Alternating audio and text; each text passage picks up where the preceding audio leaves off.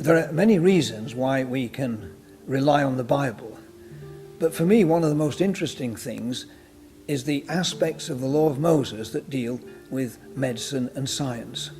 Part of the fascination of the Bible for me is that here we have an ancient book, in fact probably the oldest book extant, which contains scientific information that we've only understood in the last century or so, and some that we've only appreciated in the last few decades.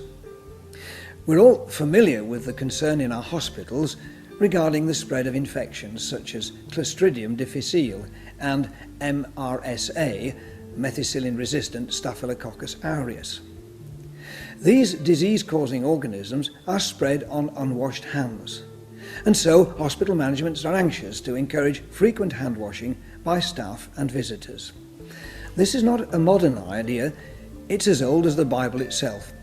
Let me read you a short extract from Leviticus, part of the law of Moses written about 3,500 years ago.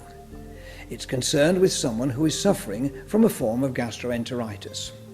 Anyone the man with a discharge touches without rinsing his hands with water must wash his clothes and bathe with water, and he will be unclean till evening.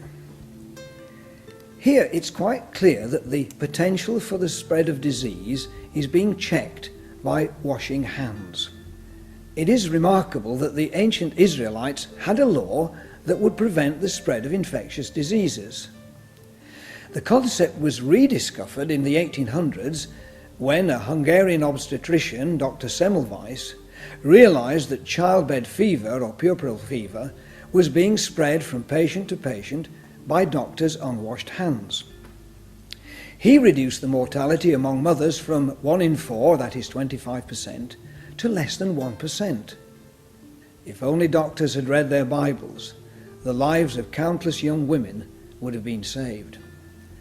The law of Moses included the important concept of quarantine to prevent the spread of diseases. It had provision for the disposal of human waste that prevented the contamination of drinking water, something that causes suffering and death from waterborne diseases such as enteritis, typhoid and cholera. They also had laws relating to slum clearance, ensuring that houses were fit for habitation, something we might think was a post-war development. We now recognize that the ancient Jewish dietary laws, for example those that banned pig meat products and shellfish, are based on sound scientific principles that, when ignored, can result in severe and sometimes fatal food poisoning. We now realize that too much of the wrong sort of fat in our diets can lead to heart disease and, as some doctors think, bowel cancer. The law of Moses forbids the eating of any animal fat. In the last couple of decades, we've come to understand why the law of Moses allowed that a contaminated wooden article could be washed, but a contaminated pot vessel must be smashed. It's evident that a porous clay pot would be impossible to clean, since bacteria could remain in the pores after it had been washed. But wood is also porous. Why was it acceptable to wash it? We now know that wood exudes a natural antibacterial substance, and so is intrinsically hygienic. Studying the Bible has taught me, first of all, that it's obvious that the Bible is a book that was way ahead of its time. The laws of the surrounding contemporary nations simply don't compare with those to be found in the Bible. Not only did the law of Moses ensure a far better quality of life for those who kept it, but it also had a spiritual dimension, pointing forwards to something much greater. In the New Testament, we have the fulfillment of ancient promises that offer an endless life.